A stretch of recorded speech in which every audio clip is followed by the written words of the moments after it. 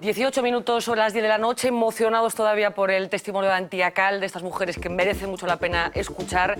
Vamos a hablar de cositas del día con Domingo Bello Janeiro. Muy buenas noches. Hola, muy buenas noches. Don Manuel Fernández Blanco, muy buenas noches. Buenas noches. Creo que además con una vinculación muy particular con Antía. Sí, yo tuve un único encuentro con Antía hasta hoy, pero ella fue la que facilitó que yo entrara al mundo laboral, que consiguiera mi primer trabajo. Impresionante. ¿Y no la habías vuelto a ver desde entonces? No la había vuelto a ver desde entonces. ¿Pero qué cosas pasan en V Televisión? Ha sido un encuentro muy entrañable. Bueno, pues está muy bien. Bienvenido. Solamente por eso hubiera merecido la pena ya estar aquí. Don Roberto Blanco Valdés, muy buenas noches. ¿Todo bien? Todo ben. Todo ben. Todo ben. Lourenzo Fernández Prieto, un placer verlo por aquí. Facía tempo xa que non cruzábamos miradas. Benvido e ben atopado. Benvido, ben atopado. Bueno, vamos a hablar de muchas cosas del día. Ya les adelantaba que hay novedades en Francia. Como saben, hoy François Hollande ha tomado posesión como presidente, con un pequeño incidente posterior que enseguida vamos a comentar.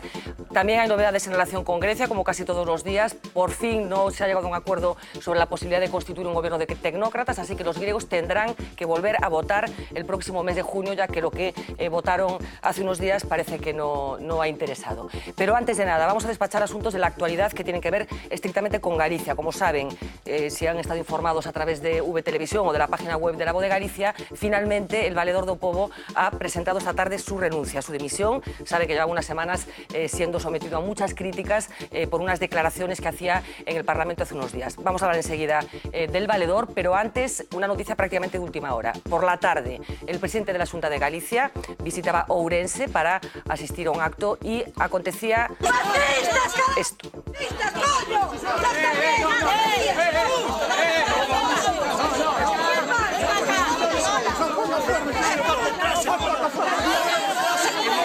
Bueno, el presidente de la Xunta estaba ya dentro de las instalaciones en las que tenía lugar este acto, en Expo Ourense en concreto, donde se iba a celebrar un acto en relación con la sanidad, y hubo un grupo de personas que se arremolinaron a la puerta, mezclados la sanidad pública con representantes del movimiento 15M.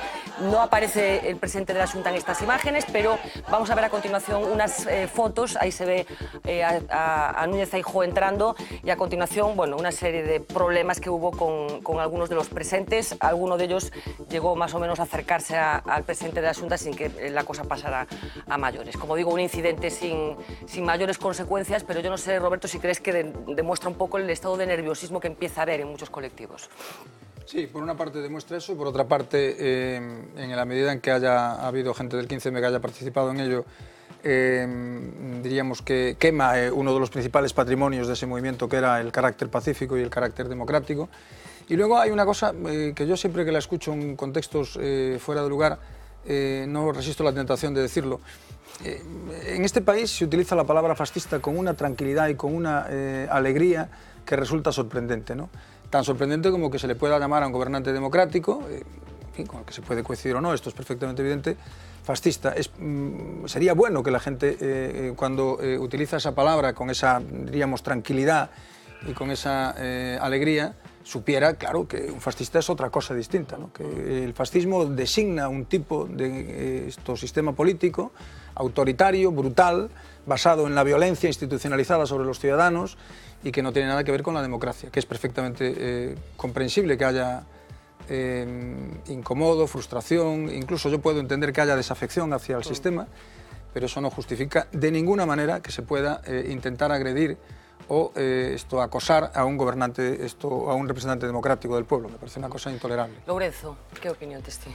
Ben, polo que vemos e acabamos de observar, pues, efectivamente parece un incidente de escasa importancia, e en todo caso o acoso non é a mellor forma de dirixirse nestes casos. Non sei moi ben se eran estudantes, se era 15M... Bueno, había un rebumbio de cousas. Efectivamente, había membros do 15M e había tamén representantes da Plataforma pola Sanidade Pública, montouse un... En todo caso, digamos, compartindo a análise que acaba de facer Roberto sobre a cuestión do fascismo, por suposto, pero é evidente, en relación con a tua pregunta, que sí que denota un momento complicado, ¿no? Parece que algo está pasando y parece que está pasando este tipo de cosas eu creo que nos 4 anos ou nos 3 anos e medio do goberno de Feijóo, quero recordar que non pasaron, é dicir, ten habido protestas no Parlamento, protestas en moitos sitios, incluso pola reacción que se lle había despois nas imaxes da policía, bueno, parece que o asunto estaba baixo control, pero as fotos demostraban que houbera unha certa tensión. Tensión que se corresponde con esta situación, é dicir, en todo caso, a mí o que me gustaría resaltar é que o momento é complicado e é de espitas e que non se sabe por onde. Esto chama a atención porque saltou algo que é infrecuente. No, hay colectivos que están especialmente tensionados. Hemos hablado aquí muchas veces de los famosos colectivos afectados por las preferentes, que es gente que está, bueno, en una situación de tensión muy elevada, ¿no? Como consecuencia de lo que está están xogando directamente co diñeiro que teñen, aforraron e ganaron, ¿no? E a diferentes colectivos isto lles pode estar empezando a afectar tamén. E os preferentes é o caso máis claro. Manuel. Sí, me parece que a quien perjudica fundamentalmente este tipo de actos es al movimiento 15M mismo. Yo no creo que ese tipo de conductas sean representativas de la generalidad del movimiento, ¿no? Además, se puede tener la razón y perderla según el modo de ejercer la protesta. Pienso que estas personas no tienen nada que ver, por ejemplo, con la Plataforma por la Defensa de la Sanidad Pública, que estaba ejerciendo su reivindicación, su protesta pacíficamente con su pancarta y que de algún modo criticaba un posible uso electoralista del tema del Hospital de Ourense en este momento, en un momento grave de recortes sanitarios, ¿no? Que pueden no estar completamente justificados, pero si se mezclan actos de este tipo, al final todo el protagonismo va a esta escena, que no representa realmente a la mayoría. Decir que todos podemos partir de la misma premisa, es decir, podemos estar de acuerdo en que en alguna de los postulados del 15M, pues no sé, si queréis, la dación en pago, las listas abiertas, lo que queráis, pero desde luego por la fuerza pierde cualquier tipo de portavocía, sobre todo cara a la representación, porque lo decía antes Roberto, bueno, pues el sistema es perfeccionable, es cierto, la división de poderes debería de ser en la práctica una evidencia que dista mucho de manifestarse en la realidad, pero desde luego la canalización de la sociedad civil que tanto tiempo ha estado adormecida no puede ser a través de la violencia. En cualquier caso, también hay que decir que lo que hagan dos representantes del movimiento 15M tampoco tiene por qué involucrar a todo el colectivo. Del 15M, ¿no? Decíamos que esta era una de las noticias que se producía esta tarde con un protagonista que es el presidente de la Xunta de Galicia, pero hay otra noticia que también se producía por la tarde a las 6. En concreto, se registraba en el Parlamento de Galicia la renuncia del valedor do Pobo. Como saben, Benigno López lleva unos cuantos días siendo sometido a mucha crítica por parte de los partidos políticos después de que realizara unas declaraciones en las que sugería la posibilidad de que se derogase o que no se aplicara o que se aplazara la famosa ley de dependencia. Una carta muy densa, muy larga, con mucho contenido. Hemos extractado algunos de los párrafos para compartirlos con ustedes. Mientras fui valedor do Pobo, las reclamaciones de los dependientes fueron una de las principales preocupaciones de la institución. Esta es una ley bien intencionada y con toda seguridad justa, pero de nada sirve conceder derechos a la ciudadanía si no se respaldan con la capacidad económica para satisfacerlos. Una ley que no puede cumplirse es papel mojado. Por mantener esta posición, por decir una verdad indiscutible que la ley de dependencia, en sus términos actuales, no puede cumplirse, los partidos políticos me han colocado en el ojo del huracán. Enzarzados en una discusión vacía y constante e incapaces de asumir la independencia de una institución que no sigue sus dictados, prefieren desviar la atención y convertirme en objetivo de sus ataques. Me he negado a formar parte del juego político, a entrar en una espiral de descalificaciones, a unirme al desprestigio de las instituciones públicas. No he estado sujeto a mandato imperativo alguno. No faltan entre los representantes políticos quienes quieren un valedor do Pobo plegado a sus intereses, maniatado y silencioso, ajeno y vuelto en contra de la sociedad. Nunca he sido esa persona y me niego a empezar a serlo ahora. Por este motivo, ayer he renunciado al cargo de valedor do Pobo para reincorporarme a mi puesto en el Tribunal Superior de Justicia de Galicia, en donde la autonomía, el respeto y la independencia son todavía valores en alza, y desde el que seguiré al servicio del pueblo gallego. Bueno, como decimos, es un fragmento, una parte de esa larga carta que hoy acompañó Benigno López con su renuncia al puesto de valedor do Pobo, después, como decíamos, de muchos días de presión como consecuencia de esas declaraciones. Decir también que hoy, desde el gobierno gallego, se anunció que la figura del valedor do Pobo, la institución, más que la figura, iba a experimentar una serie de recortes. Se ha anunciado que se van a prescindir de los vicevaledores y que el presupuesto asignado a esta institución se verá también recortado. Roberto. Bueno, era cantado que el valedor do Pobo tenía que marcharse, yo creo que era evidente. Yo creo que era evidente para todos, menos para él, hasta ayer por la tarde, en que, según su carta de dimisión, ha presentado la dimisión. Hoy, ¿no? No, la dimisión es de hoy. La dimisión es de hoy, pero la carta habla de ayer. Yo creo que la carta sitúa la dimisión antes de la votación parlamentaria, esto por razones que son fácilmente comprensibles, ¿no? El valedor comete un grave error en unas declaraciones ante el Parlamento que no debería haber hecho. Y bueno, pues cuando uno tiene un cargo de representación, un cargo público de esa importancia, pues hay errores que no se pueden cometer. Y él lo comete, y yo creo que desde el primer momento era evidente que tenía que marcharse, y finalmente se ha marchado. Bueno, trascendiendo un poco la figura de Benigno López, que es la persona que estaba ocupando este cargo ahora, el incidente lo que ha servido es para poner en solfa la propia institución, una institución que, como muchos saben, en otras comunidades autónomas ha sido retirada de la circulación, y parte del debate se ha derivado en estos días hacia la oportunidad que en el momento en el que estamos atravesando se mantenga la figura del valedor do Pobo. Manuel, yo no sé qué perspectiva tienes de lo que está pasando. A mí me parece que la figura, el papel institucional del valedor del Pobo, tanto de las autonomías como el valedor del Pobo nacional, es una figura un tanto cuestionable o cuestionada, fundamentalmente porque no tiene una capacidad ejecutiva. Hasta donde yo sé, si no Roberto me corregirá, sus dictámenes, sus consejos, sus indicaciones no tienen potestad ejecutiva. Coercitiva. Es decir, funcionan como un recordatorio a la administración para que guíe sus acciones en base a la ley y a los derechos de los ciudadanos. Es decir, que la función del valedor es fundamentalmente avergonzar a...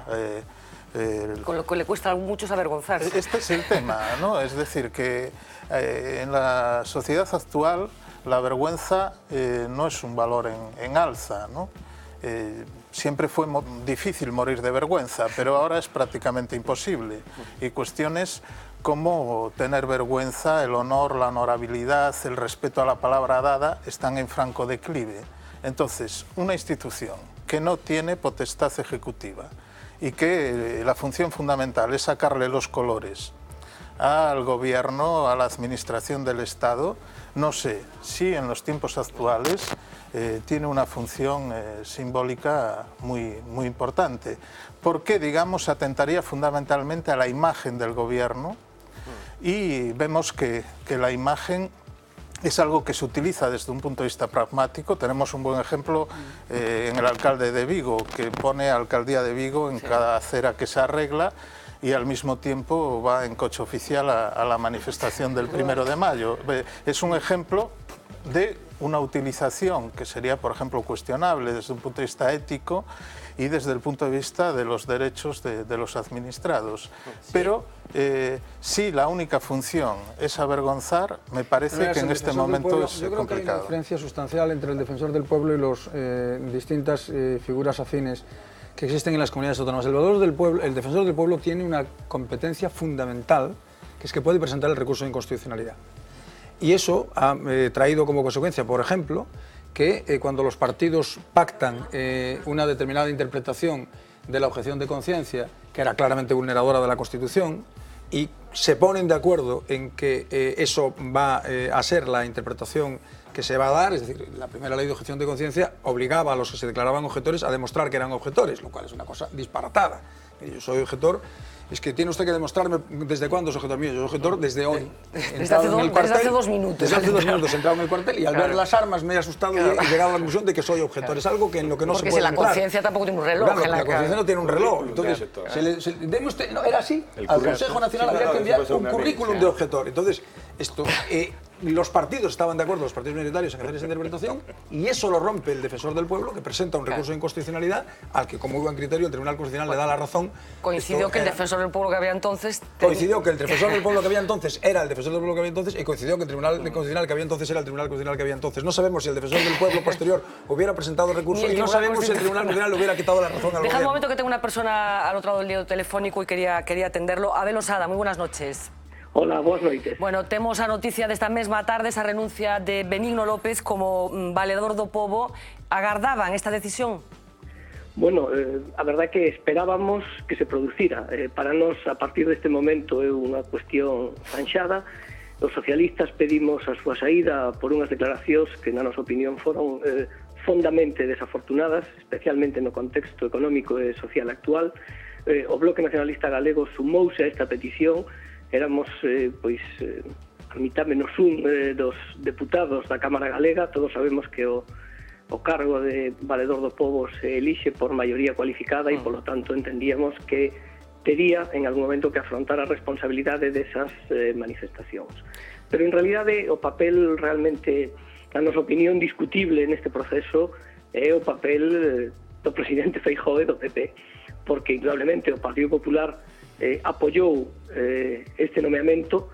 Esta persoa foi proposta por Alberto Núñez Feijóo, é verdad que votada polos tres grupos da Cámara por unanimidade, e neste proceso pois o Partido Popular, digamos, non respaldou a esta persona. O Partido Popular fixo neste tema o que estaba facendo en outros moitos, aproveitándose das manifestacións desafortunadas do valedor do pobo, que refrendaban as súas políticas, non só o tema da lei de dependencia, que efectivamente na nosa opinión é un tema moi grave, sino que ele justificou plenamente os recortes que se están sufrindo en temas como educación e a sanidade, que son liñas roxas para os socialistas. Ten que desaparecer, que temos pouco tempo, ten que desaparecer a institución, o valedor do pobo? A institución non ten que desaparecer, na nosa opinión, e menos nun momento como actual. Eu creo que é unha institución que se autodefine ben no seu propio nome. E se en algún momento o pobo, a xente, probablemente a xente con menos recursos económicos, sociais, necesita apoio ante o que poden ser as arbitrariedades das administracións en un momento das dificultades económicas e sociais que hai na actualidade. Por lo tanto, non ten que desaparecer. O que ten que facer o valedor do pobo é defender o pobo e non defender políticas de gobernos ou políticas de partidos, sobre todo cando está elegido por unanimidade e que ademais a propia lei exixe pois unha maioría cualificada, que é o que precisamente debería de sacalo digamos, da loita entre aspas política. Xa para rematar, Abel Osada, teñen algún nome os socialistas, alguna figura? Isto é unha cuestión que en todo caso se debatirá no seno do partido, da Comisión Executiva Galega e, en fin, ten un certo recorrido aí. Pois moitísimas grazas. Queríamos pulsar a opinión dos socialistas galegos horas despois de que se producira esa renuncia. Gracias e boa noite. Gracias a vostedes, boas noites. Bueno, Lourenzo. A ver, eu creo que, empezando polo máis importante, creo que nunca tan necesaria foi a figura. Desde logo en Galicia, a parte do Estado, non? Precisamente polo seu carácter luterano, que é a expresión que faltaba, é unha institución típicamente luterana, o que la fai complicada, efectivamente. Consiste en sacar os colores, consiste en avergonzar. Os seus informes, é dicir, se é independente, se ten peso, se ten experiencia, o informe do valedor do pobo saca os colores, porque xenera opinión pública, e iso é algo moi democrático, moi de sociedades libres, pero tamén, efectivamente, de sociedades moi luteranas, non? Nese sentido, nós temos algún inconveniente. De feito, nace nesas sociedades, non nas de Europa do Sur. O que facemos é copiálo. E, precisamente, así se copiou no momento da Constitución e no trámite da Constitución.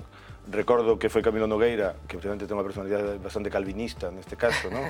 Quen se empeñou en introducilo e fixo a lei de valedor do pobo para telo na autonomía rapidamente, tardou algún tempo. E, justamente, neste momento, creo que é fundamental ter alguén independente. Efectivamente, en fin, por todo o que se leva dito, tiñamos un valedor do pobo que justamente no que di e en como di demostra que non era un valedor do pobo adecuado. Non só porque fora desafortunado moitas declaracións sobre o galego, sobre a lei de dependencia, sobre un montón de cousas, que emitía opinións, cando non estaba aí para emitir opinións, senón tamén porque non foi capaz de demostrar a independencia que podía ter. É dicir, foi proposto por un partido que non gobernaba e apoiado por dous partidos que gobernaban. Se pode nacer con máis independencia. Todo o demais depende da súa capacidade para exercer o posto. E, efectivamente, isto Roberto yo decía antes de entrar, es decir, supoño que o seguinte en dimitir será Díbar, porque fixo un artigo maravilloso para demostrar por que tiña que dimitir e dimitiu, efectivamente. Pero a institución eu creo que está por... Outra cousa que neste momento, como en tantas outras cousas, aproveítese o que está pasando e a crisis e a incompetencia para decir que non é necesario, pero creo que é absolutamente necesario. Francisco Jorquera, moi boa noite. Hola, Francisco Jorquera, moi boa noite. Hola, boa noite. Que tal? Queríamos falar con vostede tamén sobre esta recente dimisión de Benigno López como valedor do pobo. Como valoran vostedes? Bueno, pois congratulámonos de que por fin teña dimitido, ainda que a súa dimisión chega tarde, creo que era un clamor e que era necesario que tivese dado este paso xa hai tempo, pero en calquer caso, como di o refrán, vale máis tarde que nunca. Consideramos que os seus comportamentos eran impropios da alta dignidade do cargo que ostentaba e por ese motivo congratulámonos da súa dimisión. Nos facemos unha distinción pois drástica entre a institución da Valeduría do Pobo, que entendemos que é unha institución necesaria, e o papel que desempeñou ao seu frente o señor Benigno López, que nos merece unha profunda crítica, e por lo tanto creemos que é necesario volver a dotar do prestixio necesario a Valeduría do Pobo. Nese sentido manifestamos a nosa disposición a dialogar coas outras forzas políticas parlamentarias para consensuar un candidato e para que sexa asumida por a Valeduría do Pobo por unha persoa que realmente represente o pobo galego, que realmente actúe conforme a dignidade da función que sella así. Claro, a disposición de que esa figura cumpla o papel que ten encomendado estatutariamente parece que está clara, pero cree realmente que cumple o que tenga posibilidade de que cumpla ese papel? Creo que se trate de acertar coa persoa caída, debe de ser unha persoa independente, debe de ser unha persoa que non desatenda a súa primeira finalidade, que é atender as queixas dos cidadáns, que protexer os dereitos dos cidadáns, canalizar estas queixas cara ás administracións para denunciar cualquier tipo de abuso, para instar a que se actúe sempre conforme a protección dos dereitos dos cidadáns.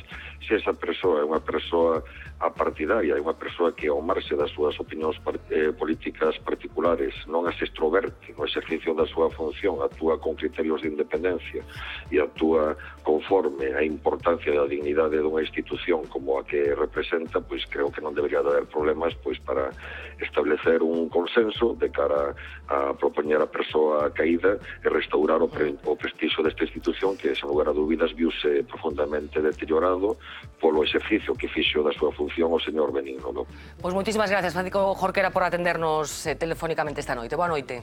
Boa noite, moitas grazas. Bueno, Domingo. Sí, efectivamente. Yo no sé si acabo de tener claro que la gente tenga claro que sí que es necesaria la figura. Es que no lo tengo... o sea, mañana vamos a hacer una encuesta de esas que nos gusta tanto hacer, preguntándole a la gente a ver si saben lo que es el valedor, para qué vale y si les ha resuelto algún problema. En Castilla-La Mancha, por ejemplo, se suprimió. Hay en otras comunidades autónomas en que están en el estatuto, porque aquí figura en el Estatuto de Autonomía. En 1964 se reguló por una ley, pero no pasaría nada con que no existiera. Es decir, que no todas las instituciones que están en el Estatuto, ni siquiera que estén desarrolladas por ley, tienen que existir. En las Islas Baleares, en Madrid o en Extremadura no existe.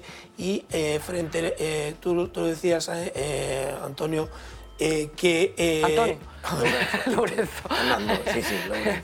Decías que efectivamente la figura tiene, o surgió la primera en la Constitución de Suecia de 1809 con unos caracteres totalmente distintos, porque era para la supervisión de la actuación de la administración pública.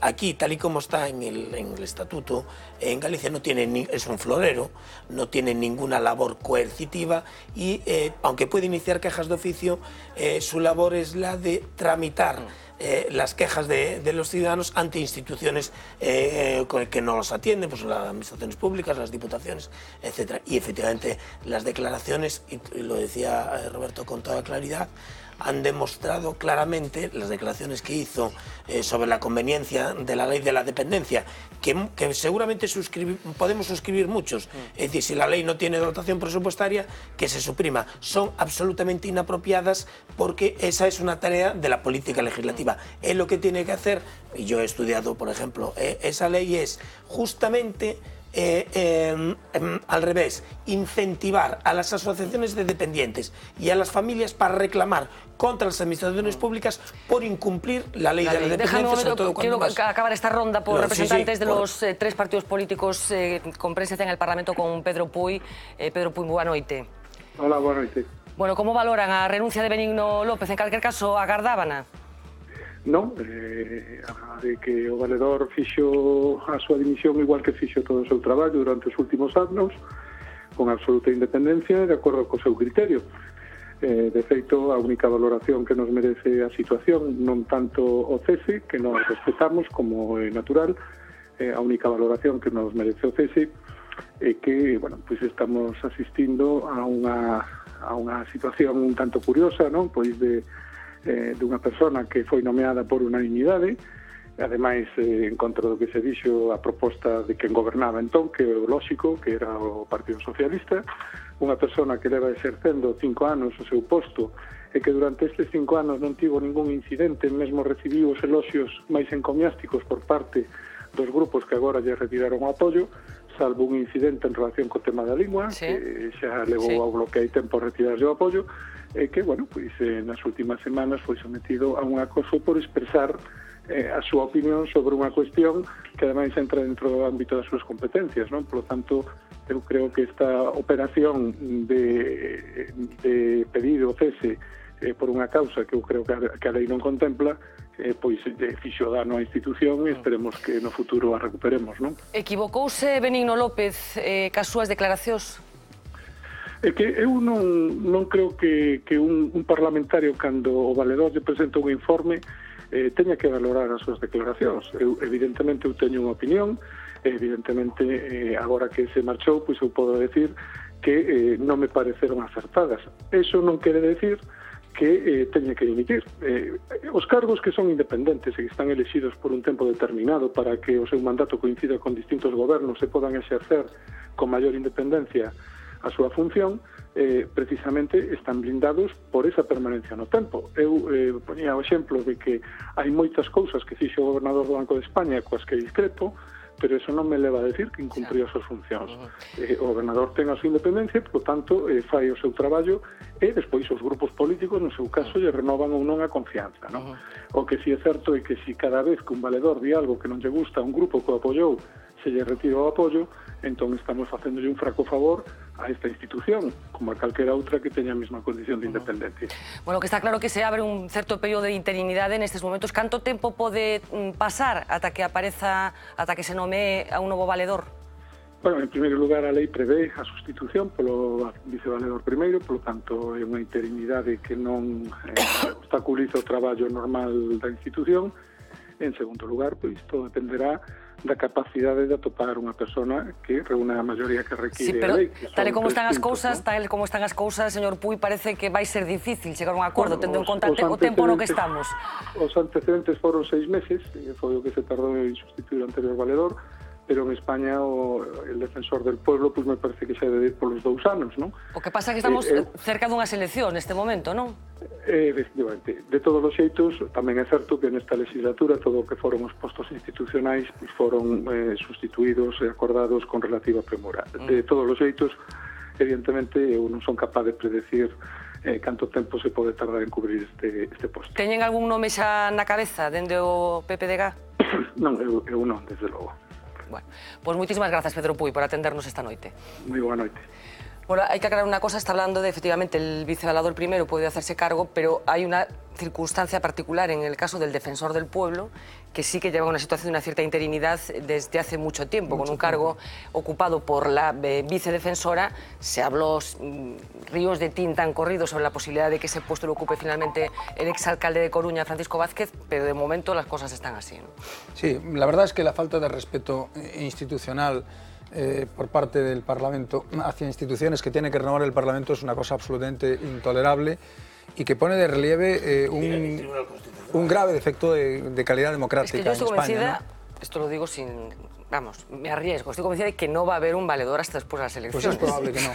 Es probable que no, teniendo en cuenta que el puesto queda cubierto automáticamente por el vicevaledor primero. Es probable que no.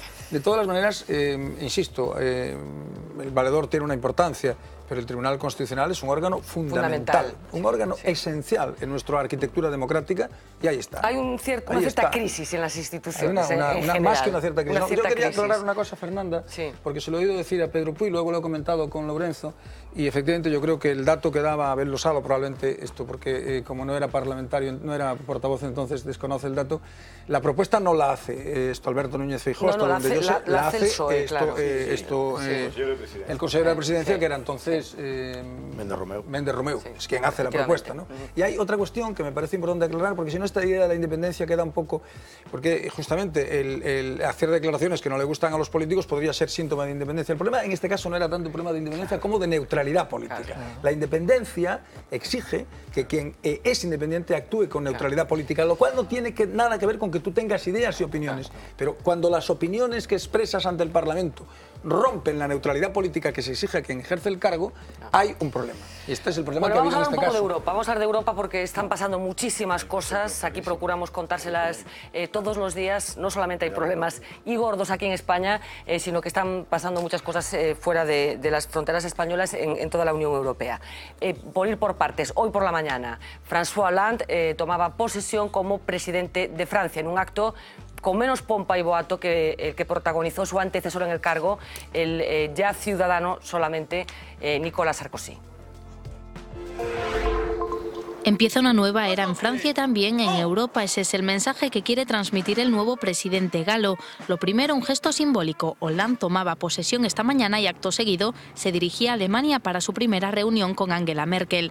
A los franceses, un mensaje. El país tiene una deuda masiva, un crecimiento débil y un desempleo elevado, pero no hay espacio para la fatalidad. La era Hollande se centrará en el crecimiento. El recién nombrado presidente propone un nuevo pacto europeo que una la reducción de la deuda pública a un estímulo a la economía.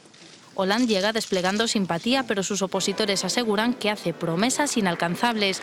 Propone crear 60.000 empleos nuevos en el sector educativo, iniciar un costoso programa contra el desempleo juvenil y constitucionalizar la laicidad. Además, quiere imponer un 75% de impuestos a quienes registren ganancias anuales que superen el 1.000.000 de euros. La educación, la juventud y el laicismo serán los pilares de la recién inaugurada era Hollande.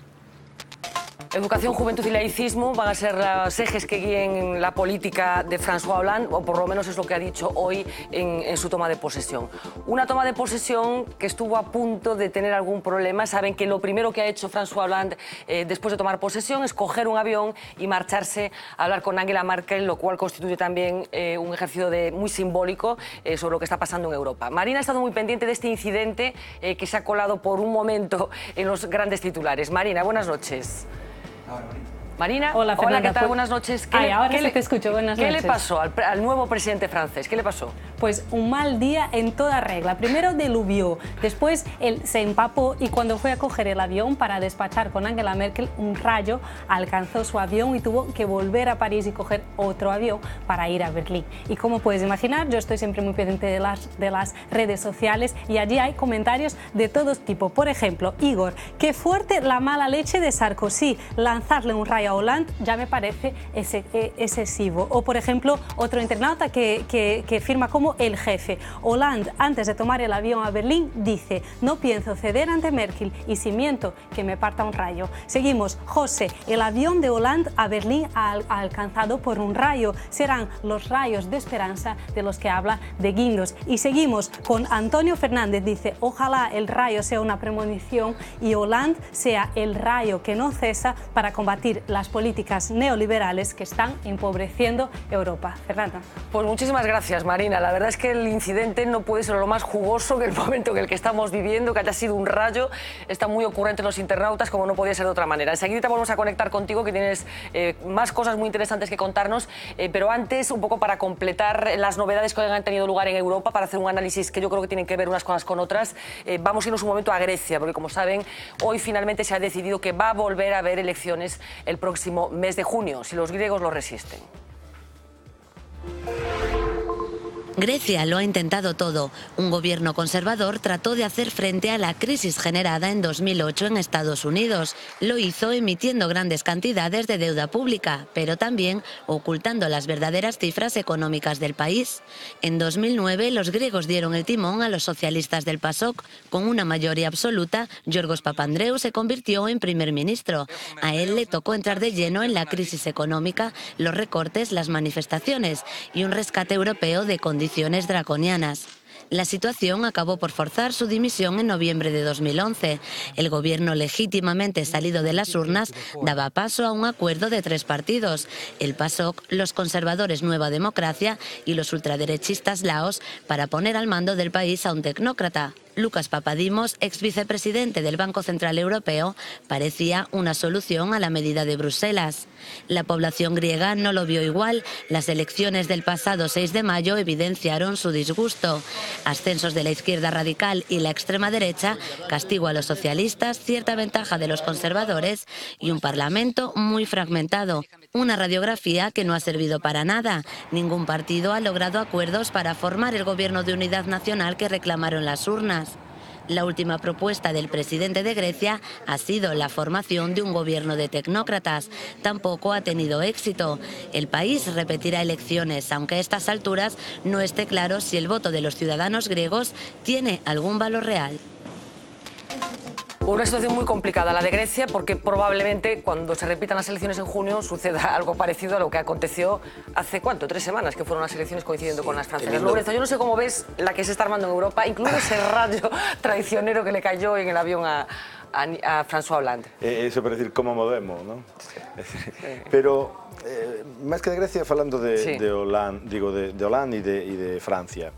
A ver, eu o que vexo, Grecia intenta que a política xogue un papel, despois dunha especie de golpe de Estado tecnocrático, non dá salido eso, pero no caso de Hollande é a gran esperanza, e é un pouco unha esperanza porque parece que por fin a política vai tomar corpo, como está tomando en España. Outra cosa que nos guste, en España está gobernando o Boletín Oficial do Estado e se está vendo a importancia da política, outra cosa que se este de acordo ou non. E en Francia hai unha enorme esperanza que vemos sobre todo nos sectores progresistas de Europa, todo o mundo fala deso, pero para mí hai unha enorme dúbida, e explico por qué. Hai unha esperanza de cambio, pero para mí é máis forte a dúbida, porque a capacidade para que dunha proposta socialdemócrata se faga algo distinto é reducida. E explico brevemente por qué. E entón pode vir despois a frustración que pode ser terrible. Por qué? Hollande fala de educación e de xuventude.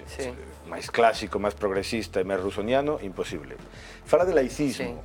A República Francesa en estado puro. Non é rusoniano, é volteriano. O santo laicismo, que dice. E logo fala tamén de dereitos civiles, que é un elemento novo, pero que aquí xa coñecemos, que é moi importante. Decisivo, ademais, ¿no? E que hoxe está en cuestión, por exemplo, en España, que é a cuestión do matrimonio entre persoas do mesmo sexo, que quere impulsar, hai 12 ou 10 países que o teñen neste momento, 10 estados, e que o quere impulsar. Por eso, nesa onda pode ir. Pero logo, en términos económicos, só fala dunha cousa, que desde o meu punto de vista, e desde o punto de vista de moitos economistas desde hai moito tempo, non sirve, que é o crecemento. Eu creo que o futuro, e o dice moita xente, e o dicen moitos sabios destos que non se leen, pero logo levan o premio Nobel, porque o dixeron hai 30 anos e resulta que era o que había que facer, ou está facendo Xapón, e non medrar. É dicir, o gran reto que ten a socialdemocracia europea e que ten o progresismo desde o meu punto de vista e que está no programa dos verdes e que está en moitos autores como José Manuel Naredo, que é unha especie de Nobel español que moi pouca xente conoce, pero moita xente lee, ¿no? E en todo caso leva falando xa desta cuestión de sustentabilidade sin crecemento desde hai 40 anos. O problema é ese, é dicir, que escuitar a un dirixente que ofrece esperanza falar de crecemento, é dicir, volvamos a recomenzar onde deixamos. Porque a política keynesiana da posguerra europea, que en realidad é unha política da preguerra europea, é dicir, da época de entreguerras, é o que vamos a facer agora. Eu creo que non... Eso non nos leva, máis que, desde o meu punto de vista, a algo que quere, por exemplo, Marine Le Pen, que é ser, digamos, o contrapunto deste... No, pero que Marine Le Pen, ollo, porque hai eleccións legislativas agora e a posibilidade de que Marine Le Pen se convirta na líder da oposición. Roberto, espera, Roberto. No, vamos a ver, hai unha cosa, yo coincido esencialmente con el análisis que hace Lorenzo, ¿no? Pero hay una cosa que además me parece que se debe añadir, ¿no? Y es que la política keynesiana exige fondos, la política de crecimiento exige fondos, y Hollande puede tener toda la voluntad del mundo, pero no tiene el dinero. Es decir, él no tiene los fondos. Es decir, Francia no está en una situación como para financiar esa política, que es una política que solo puede financiar en estos momentos Alemania. Y por tanto, yo creo que la frustración a la que puede conducir es todavía mayor, ¿no? Porque no llega solo con la voluntad. Es decir, que él ha abierto una expectativa, yo creo que clarísima. Pero además, el discurso del crecimiento, bueno, coincidiendo con las expectativas probables de que Hollande pudiera ganar las elecciones, se ha colado. No, se ha claro, colado está en colado, Europa. está colado, ¿no? en Europa. Yo creo que ese discurso está colado en Europa. Incluso lo ha aceptado, sí, en parte. Y lo dice Estados Unidos. Sí, claro. Que necesita. Que es claro. Sí, pero bueno, pero lo que dice Roberto es los capitales extranjeros, sobre todo, desconfían de esa política de costes que tiene más costes económicos sin fondos propios por parte de Francia. Además es que yo creo que nosotros cuando hablamos de nuestra situación y la trasladamos a otros países, no nos damos cuenta de que nosotros tenemos un problema que está en otra dimensión distinta. Es decir, que para nosotros el crecimiento significa algo distinto porque nosotros tenemos un 23% de paro. Hoy escuchaba un dato que yo no recordaba, no tengo conciencia de haberlo sabido. Ningún presidente repitió mandato en Estados Unidos con más de un 8% de paro. Ningún presidente. Es decir, que ningún presidente que se presentó a la reelección fue elegido en Estados Unidos si el paro superaba la barrera del 8%. Estamos hablando de otro mundo, es decir, estamos hablando de que el presidente de la Junta de Andalucía ahora acaba de repetir mandato por sexta o séptima vez o octava vez. Bueno, pero perdió muchos apoyos porque bueno, pero con un 30 y tantos por ciento de paro. Quiero decir que los parámetros de la economía, un tercio de la población, quiero decir que los parámetros de la política española y de la economía española son otros parámetros totalmente distintos. Lo que significa para Francia una política de relanzamiento del crecimiento no es lo mismo que lo que significa para España. Pero nosotros estamos en una situación distinta. En las elecciones francesas, el tema económico y el debate Murado lo explicaba en un artículo magnífico. O bien inversión está en juego, pero hay una cuestión que a mí me parece que se plantea como una nueva era, lo que ha ocurrido, y en realidad también hay una gran parte de regresión con la elección de Hollande. Realmente... Yo no diría regresión con él, pero no, regresión al discurso tradicional. Me explico. Espera, a ver, ¿a qué te refieres con regresión? Me refiero con regresión porque, tú lo decías, Lourenço, es un discurso, por ejemplo, el de investidura, de vuelta a los valores republicanos clásicos, y a mí me parece que los franceses habían perdido una seña fundamental de su identidad con Sarkozy. Los franceses ya no sabían si eran grandes o pequeños.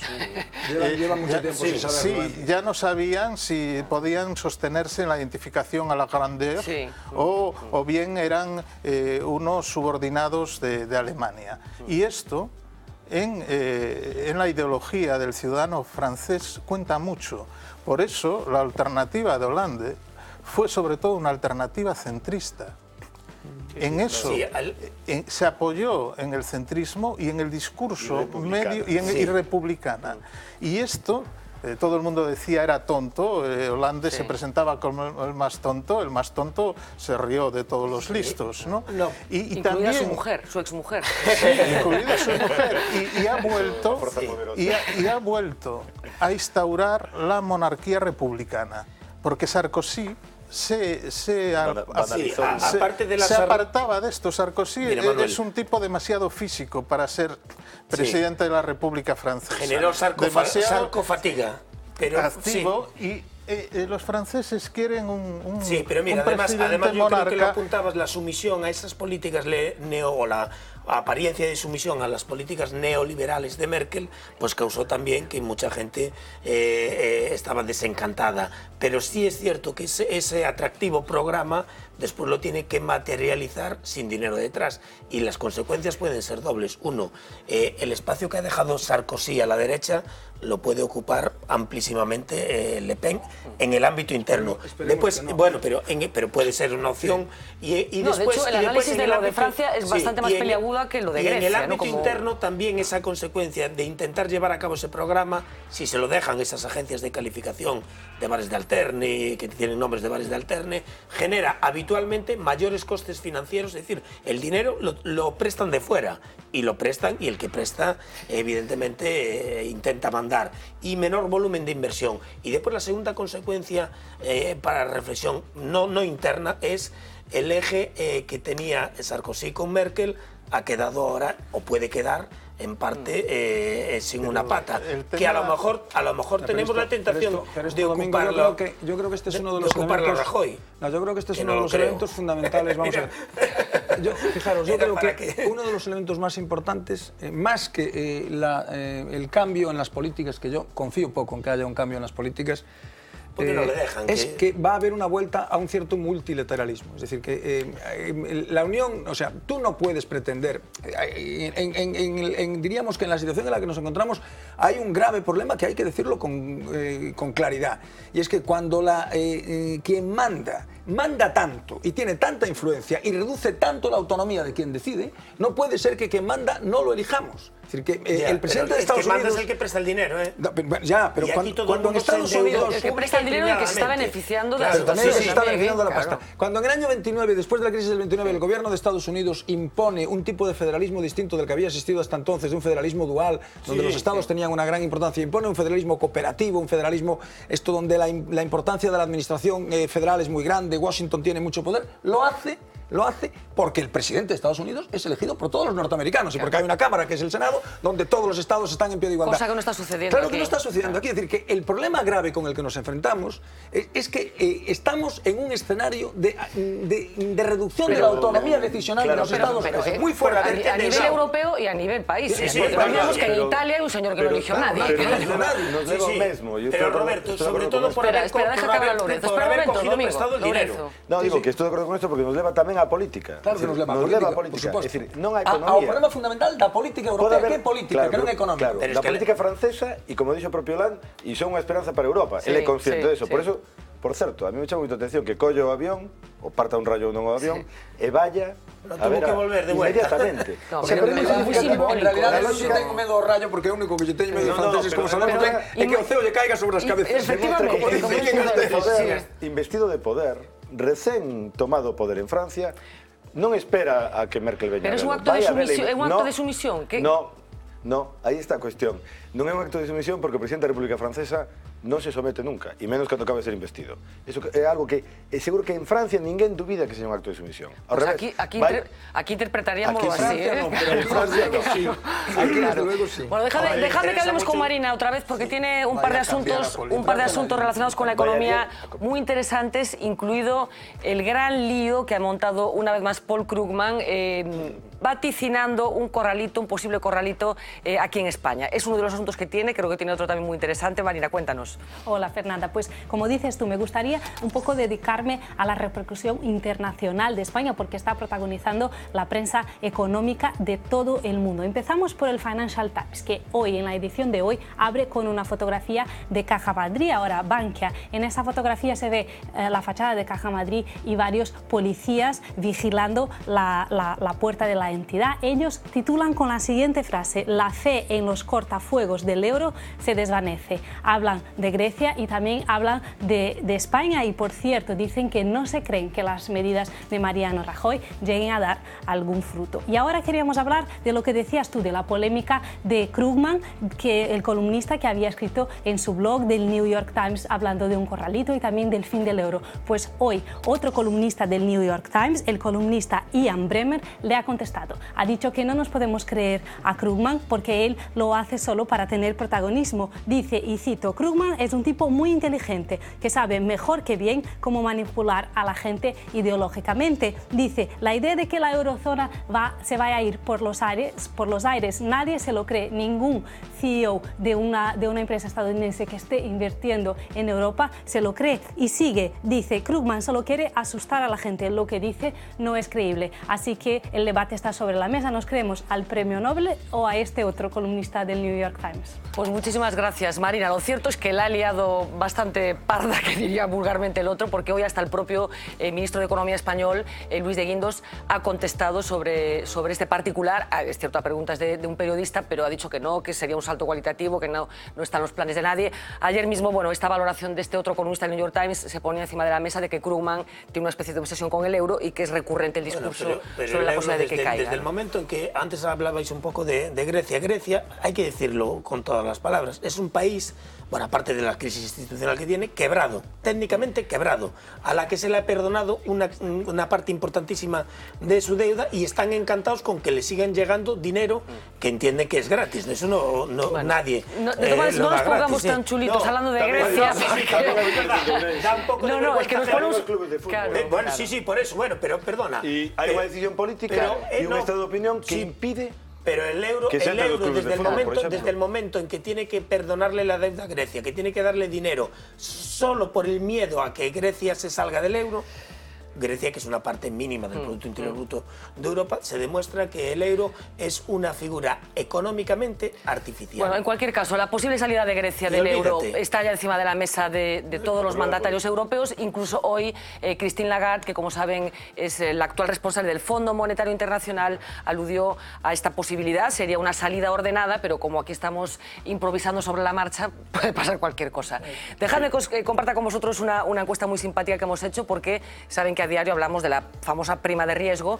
Hoy, lejos de tranquilizarnos, cerró muy mal, 488 puntos básicos, está otra vez en los récords desde que se creó el euro, así que hemos decidido salir a la calle para preguntar a la gente si sabe lo que es la famosa prima de riesgo. Tanto familiarizarnos últimamente con los términos económicos, hemos acabado por coger parentesco. La prima de todos los españoles es ahora la prima de riesgo, pero ¿sabemos realmente de lo que hablamos cuando nos referimos a ella? No me he enterado de nada. Bueno, algo sí, que va en la economía, ¿no? Pues no te lo sabría decir. Sí, pero entendemos pouco de eso, por lo menos. No sé qué tampoco. No le suena nada esto de prima de riesgo. Yo lo único que veo en las noticias son los deportes. ¿Tú sabes qué? Una inversión mal hecha. Pues es un diferencial que tiene que pagar el Estado español. Tiene que negociar la deuda y cada vez pues es más cara. Porque si algo nos ha enseñado esta crisis es lo propensa que es la gente a tener miedo, aunque no se sepa muy bien de qué se está hablando. Con las cosas sí que estás preocupado. La gente estamos muy deprimidos en la vida diaria, influye, claro. No sabiendo a qué se refiere, nos mete el miedo en el cuerpo. Sí, como que todo va a subir más en general. Pero mientras que va habiendo para comprar los pan, y punto. Pero realmente la preocupación, claro que sí. A ver, que nos pongan marcas pautas, ¿no? Hay que reconocer que la gente nos ha sorprendido bastante con sus conocimientos, pero claro, las barreras de la economía son tan difusas que siempre es fácil caer en un renuncio. La prima de riesgo sube, pero bueno, estos días un poco las buenas noticias están en el diferencial con el bono alemán, ¿no? Que está bajando un poco. Sí, pero de todas formas la prima de riesgo ha subido mucho. El bono diferencial alemán nos está dando un respiro, que es una buena noticia, ¿no? Sí, bueno, eso también es verdad, pero claro, aquí nosotros estamos un poquito a remolque de lo que sucede en otros países, ¿no? Esto es maldad. Bueno, somos un poco malos, hemos de reconocerlo, pero es cierto que la gente en el ascensor ya habla de la prima de riesgo, ¿no, Manuel? Y no habla de si mañana va a llover. O sea, nos hemos contaminado de todo un lenguaje económico que antes estaba reservado a unos cuantos eruditos, nada más. Yo creo que la gente, cuando escucha hablar de la prima de riesgo, se queda con el significante riesgo. Prima también suena, ¿eh? Y en ese sentido todo se acierta. Efectivamente, es un motivo preocupante. Un apunte, porque no me quedo tranquilo si no lo digo, ¿no? Me parece que las declaraciones de Krugman son absolutamente irresponsables. Porque alguien investido de la autoridad de un premio Nobel tiene que saber qué determinado tipo de declaraciones, que ni mucho menos son seguras ni probadas, por muy falsas que sean, pueden producir efectos reales tremendos. Entonces, me parece que es un acto de irresponsabilidad, que además está el riesgo de que sea la típica profecía de autocumplimiento. Claro. Ayer mismo, esa es la cuestión. Sí, un amigo que es asesor económico, a mí me decía que si tenía algo de dinero, pues lo debía meter en un banco alemán o francés. A raíz de todo esto, si esto se generaliza, evidentemente va a acabar teniendo efectos muy reales. Hay una cosa que yo creo que es muy importante decir, que es que cuando oímos a nuestros políticos hablar en España, damos por supuesto que los políticos tienen intereses. Es decir, que cuando Mariano Rajoy dice una cosa, lo dice porque tiene unos intereses electorales, políticos, etc. Cuando oímos a Krugman o leemos el titular del Financial Times, creemos que el Financial Times no tiene intereses. El Financial Times también tiene intereses. Es oráculo. Claro, no es un oráculo de Delfos esto que está allí, no tiene intereses. La pregunta es hasta dónde vamos a aguantar. Tenemos que ir a publicidad. Si una relación pequeña, te dejo, Lourenço. No, a cuestión dos intereses, que o interés estaba moi ben explicado, o interés de Krugman é que lle faga máis caso que a Stiglitz. Claro, é evidente. E demostrar que pode acertar, porque os economistas teñen un problema, que todo o mundo dice que fracasar, pero está xogando a ver quen acerta. Su narcisismo puede salirnos muy caro. Y si lo consigue es un éxito para el dólar y un fracaso del euro. Bueno, esperemos en cualquier caso que no se cumpla el vaticinio del señor Krugman, que sí que es cierto que está introduciendo un discurso en muchas ocasiones alternativo al que se está llevando a cabo en Europa, y también es cierto que desde hace mucho tiempo viene diciendo que solamente con las políticas de ajuste fiscal y de control del déficit no se sale de este atolladero, cosa que cada vez más gente está en condiciones de aceptar. Nos vamos a ir a publicidad, pero a la vuelta todavía quería compartir con los miembros de la mesa de esta noche una circunstancia que tiene que ver con Galicia y ese posible adelanto electoral que está siendo negado por activa y por pasiva por los miembros del Ejecutivo, pero que está rodeado de síntomas y de símbolos de que parece que está más cerca que lejos. A la vuelta de Publi.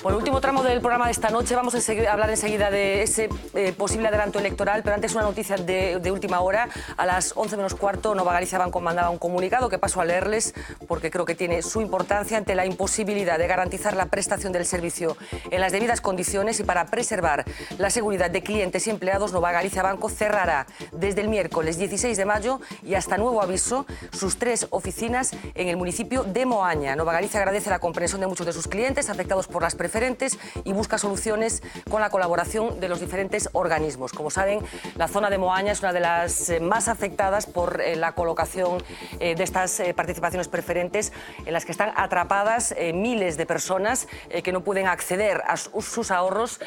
Bueno, un proceso que tiene muchos peros encima de la mesa y que, como todos sabemos, ya hemos contado aquí, Nova Galicia está teniendo muchos problemas para solucionar. Roberto, no sé qué impresión te causa esto y yo no sé si... Bueno, pues la impresión es muy sencilla. Si no se le busca una solución, esto irá en aumento, y en la zona del Morrazo, donde parece ser que hubo una colocación masiva de preferentes, sobre todo por parte de Caixa Nova, ¿no? Sí. De la antigua Caixa Nova, pues habrá problemas. O sea que...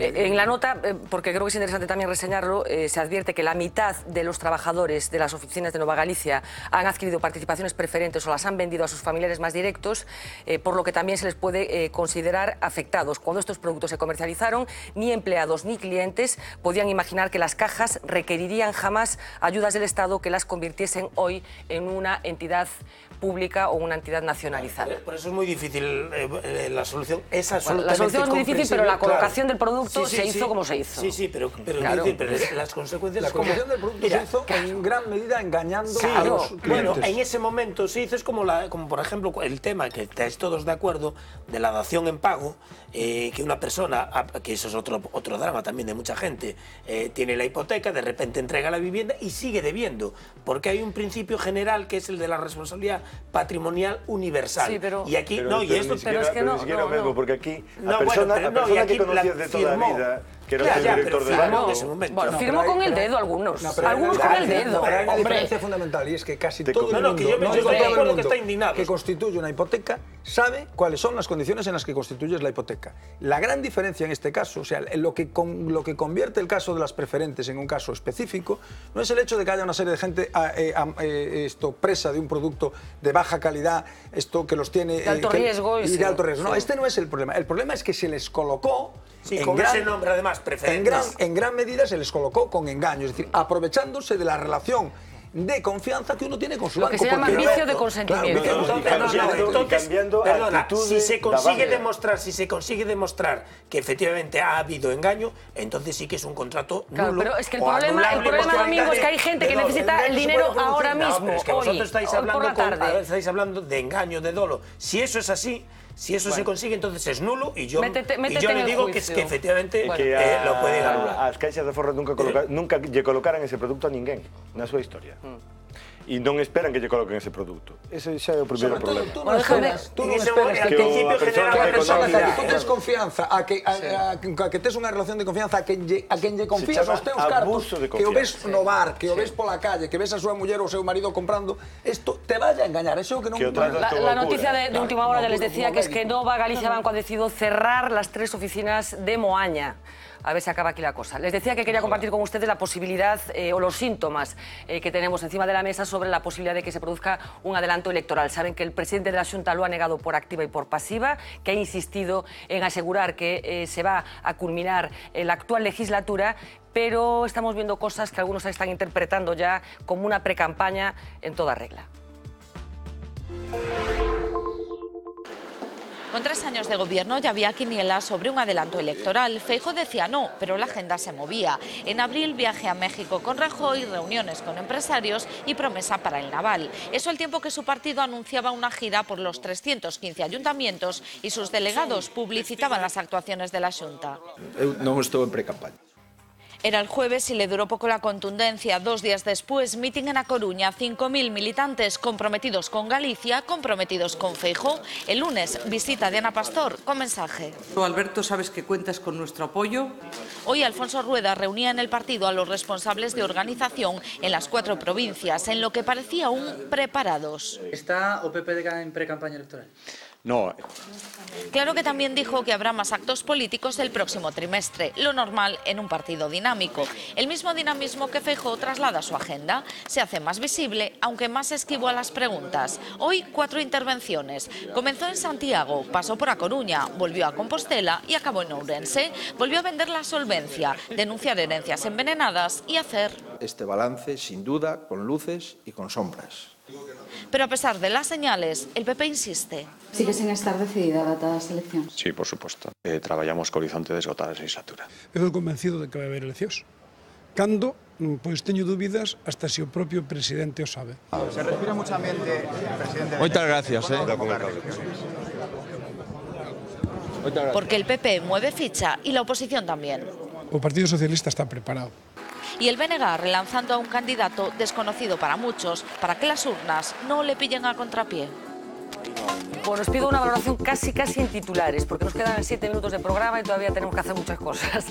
¿Va a haber adelanto electoral o no, Domingo? Bueno, los indicios que tú apuntabas aquí parecen en esa dirección, pero es cierto que hasta ahora, desde la crisis, todos los resultados electorales han sido contrarios al gobierno en el poder y las elecciones... No, Andalucía no. Bueno, Andalucía también ha perdido mucho Hombre, el Partido Socialista. No. Andalucía, contra todo pronóstico... Contra todo pronóstico sigue gobernando la Junta de Andalucía. Nadie se lo esperaba, incluido Arenas. Pero fíjate, en el ámbito europeo, donde había gobiernos de izquierda cambiaron a derecha, no había de derecha a izquierda. ¿Pero tú crees que va a haber adelanto electoral? Yo creo que puede haberlo, pero...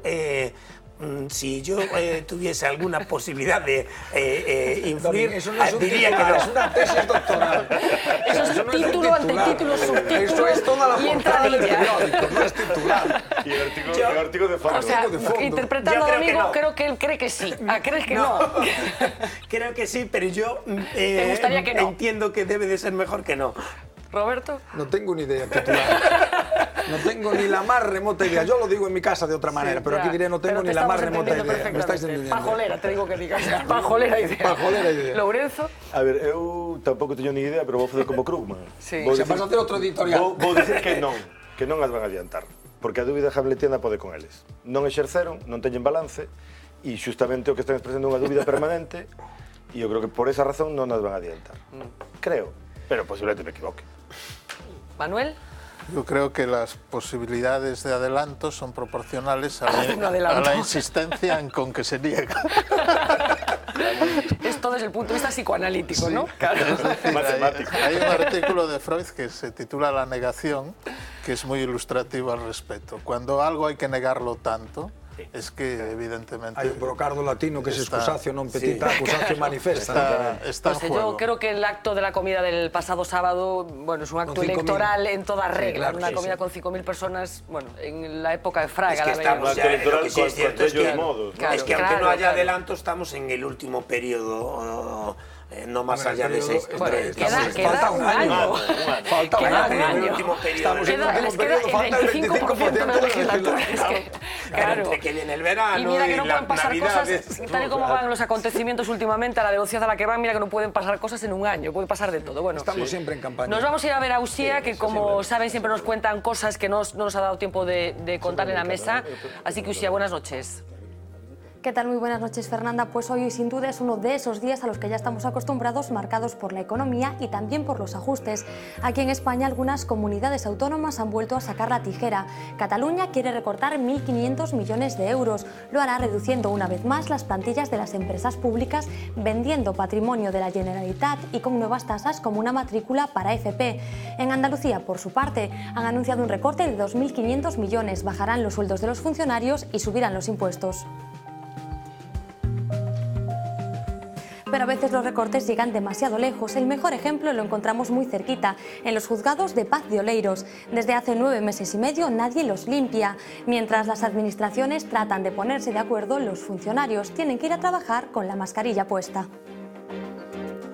Y la basura ya nos come directamente. El polvo acumulado es tal que la verdad es que se nos hace muy difícil respirar. Salimos cada poco, tenemos la mascarilla a veces. Y finalmente Carmela Silva dejará el Ayuntamiento de Vigo. Lo hará en el último pleno de junio. Cumplirá así con el precepto un militante, un cargo impulsado por Pachi Vázquez.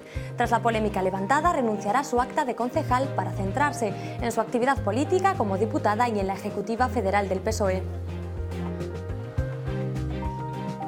Y mañana en Aspontes se inaugurará la mayor restauración ambiental realizada en España. Ya no queda nada de esa antigua mina de lignito de la localidad. Ahora su lugar la ocupa un lago de 5 kilómetros de largo que cuenta con una playa y una isla. La compañía que está detrás del proyecto asegura que es el espacio de mayor biodiversidad de toda Galicia. Y aunque por ahora no existe el tan ansiado elixir de la eterna juventud, investigadores españoles han dado un paso más para ralentizar el reloj biológico.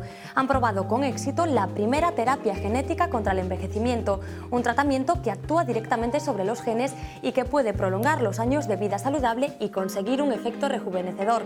Por ahora solo lo han probado en ratones, que han logrado vivir un 24% más.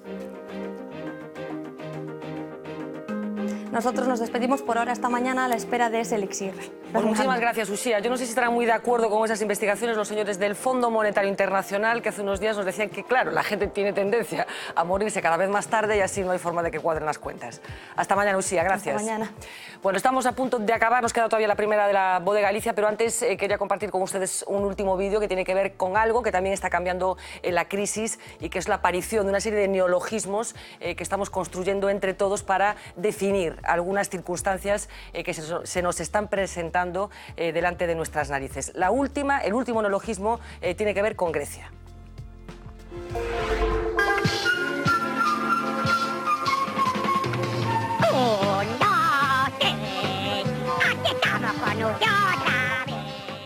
Por 5 duros, díganos nombres inventados por la crisis. 1, 2, 3, responde otra vez.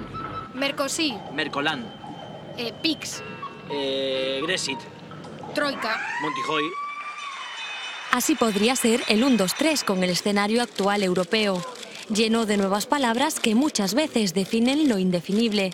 Fueron los medios de comunicación los que bautizaron como Mercosí al matrimonio político entre la canciller alemana y el ya expresidente francés. Ahora todos se preguntan si tras la victoria de François Hollande habrá un nuevo tándem franco-alemán que, como no, ya tiene nombre propio, Mercoland. Algunos han bautizado a otra pareja europea, la formada por Mario Monti y Mariano Rajoy. Los dos, con las medidas de ajuste por bandera, forman el dúo Montijoy. También fueron los medios los que volvieron a poner a los cerdos de moda. Portugal, Italia, Grecia y España, con sus problemas económicos, son los PIGS de la economía europea. Un acrónimo peyorativo que también admite otra I, la de Irlanda. Pero sin duda, si hay un país en el punto de mira, es Grecia. Tanto que hasta se ha buscado una nueva palabra para su posible salida de la zona euro. El término Grexit es ya uno más en los mercados. Primas de riesgo, acciones preferentes y eurobonos se han colado en nuestras vidas. Está claro que algo pasa en el mundo cuando en el ascensor ya no se habla del tiempo. Bueno, Grexit, como les decía, el último neologismo que hemos construido entre todos gracias a la crisis económica. Cuando pase tendremos que hacer un diccionario para enterarnos de las cosas de las que hablamos en estos tiempos. Vamos a irnos a la primera de La Voz de mañana, la primera edición. El valedor do povo dimite ante el rechazo de los partidos de la oposición. La foto de primera a un acto muy relacionada con esta casa. La Voz e a Academia festexan xuntas os 50 anos do Día das Letras Galegas. La foto de primera dedicada a 4 de las personas que estaban en ese acto, que son Carlos Negreira, Alberto Núñez Feijóo, José Luis Méndez Ferrín y Santiago Rey Fernández Latorre. Un acto, como decía, que tenía lugar hoy a mediodía, a las 12 del mediodía, en la sede de la Real Academia Galega.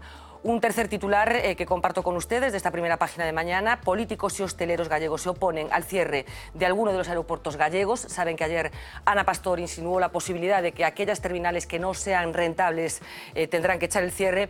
Y por último, destacar un cuarto titular, el que cada día dedicamos a la familia real. Dimiten 2 altos cargos valencianos imputados en el caso Urdangarín. Noticia, como decíamos, de esta misma tarde. Hay otra noticia que habrán visto también sobreimpresionada en la pantalla de su televisor nada más empezar este programa, que es la muerte de Carlos Fuentes, que yo no sé, Roberto, cómo la... Bueno, es la muerte de uno de los grandes de la literatura universal, sin duda de la literatura mexicana, pero de la literatura universal. Y además un gran no solo un gran escritor, sino un gran intelectual, un hombre fundamental en la historia del siglo XX, yo creo. Lourenço, no sé si compartes el...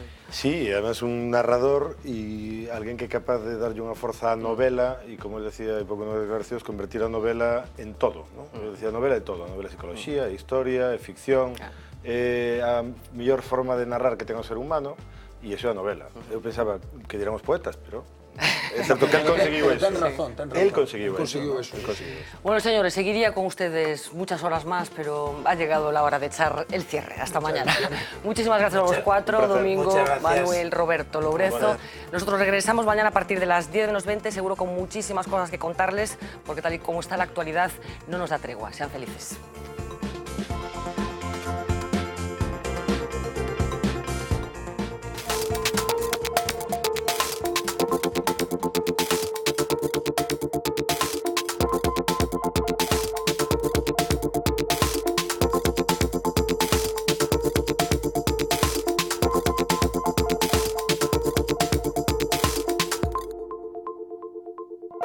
Thank you.